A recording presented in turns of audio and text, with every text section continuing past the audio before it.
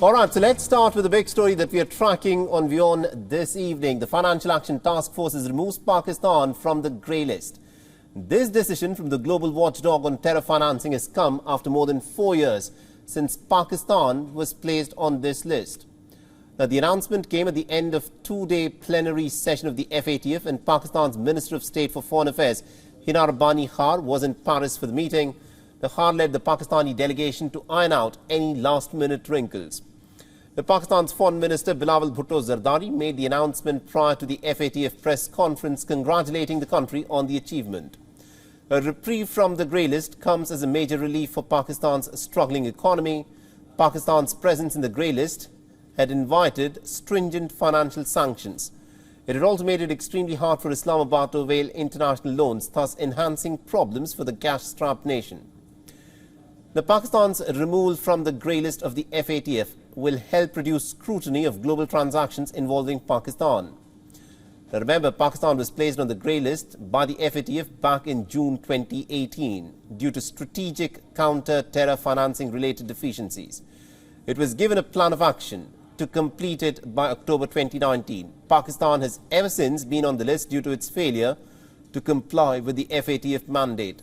And June this year, the FATF had declared that Pakistan's tasks on the 34-point checklist had been substantially completed and had warranted an on-site visit. The Pakistan's Foreign Office said in September that an FATF technical team had conducted a successful visit, adding that Islamabad was expecting a logical conclusion of the evaluation process in October. The 34-point checklist included the prosecution of the United Nations Security List designated terrorists, shutting down sources of funds for terror groups such as Al-Qaeda, the Lashkar-e-Taiba and the Jaish-e-Mohammed, and amending terror and money laundering laws to match international requirements.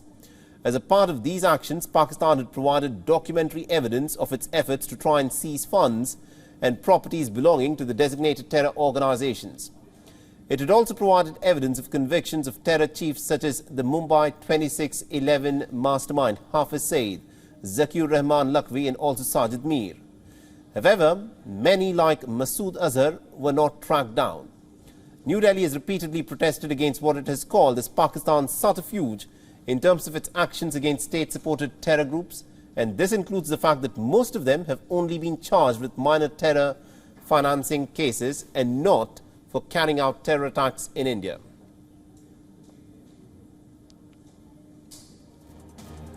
And to give us more perspective in terms of what's exactly happened and how things will proceed from here, we're being joined in by Anas Malik, who's joining us live from Pakistan on this story. And we're also being joined in by Siddhant Sibil, who's joining us from New Delhi to give us the Indian perspective. Now, Anas, let me begin by asking you this. So Pakistan had been on the grey list of the FATF for 4 long years, and now it has been taken off that FATF grey list. What has Pakistan done right for it to be taken off that list? Well, 4 years, 21 legislations, 17 legislations, and then 4 more sub-legislations, 33 high-profile individuals who have been arrested, and tons of confiscated properties later, tons of legwork and paperwork later. Pakistan is now finally out of the grey list. 4 years later, it was put in place in the FATF grey list in June 2018, and now in June 2022, it's now out. Now, what is to be noted is that there was initially the 27-pointer action plan, and then last year, Pakistan was given an enhanced 7-pointer action plan as well. That was in addition to the 7-pointer action plan. So in all, 34 pointers were to be implemented. The FATF now seems satisfied with what they say is verifiable and irreversible action, be that be on the part of legislation or be that be on the part of those individuals of concern, and as a reason of which Pakistan is now finally out of the grey list. Saleh? Absolutely indeed. Anas, do continue to stay on with us. Let me bring in Siddhant Sibil on this story. Now, Siddhant, New Delhi is also watching what's happening on the FATF front very closely. Is there something that India can now do? Because India had been asking Pakistan to in fact crack down on the masterminds of terror who had been fomenting trouble in India, because New Delhi is clearly not going to be happy with the fact that Pakistan is out of the FATF grey list. Is there something that New Delhi would in fact wish to do to try and get Pakistan back onto the grey list? Well, Mohammed, a short while ago, just 1 minute ago, the Indian government has officially reacted to the development. It has issued a statement, the Ministry of External Affairs.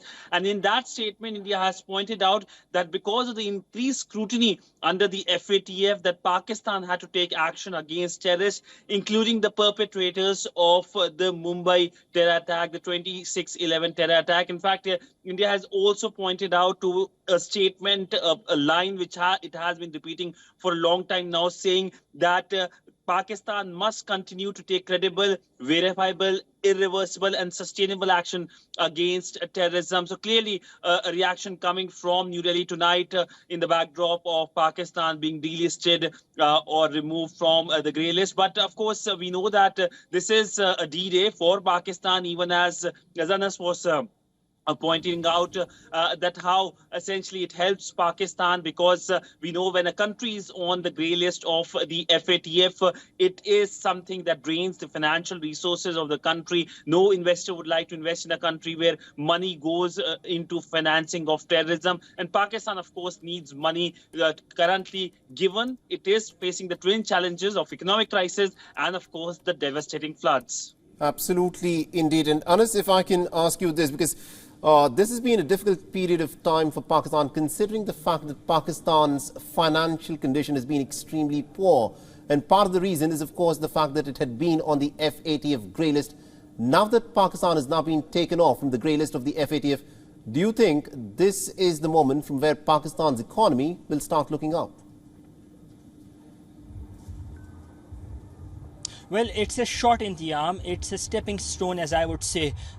It's a long way to go, because FATF, being out of the FATF grey list, does not mean that you'll immediately be there and you'll immediately get on with the fact that with the grey listing or with the money flowing in. So that would take some time, and that is, as I said, it's a long-term objective. It's a long-term gain for Pakistan. But yes, economically, the price of the cost of doing business would be much lesser. There would be lesser amount paid on the insurance. Number two. Number three would be the LCs would be opened up much more easily. Then the investors who are planning to invest or the FDI that can possibly come in, that would also be encouraged, or that would not be scared off because of these restrictions. So lots of checks there that now are unchecked.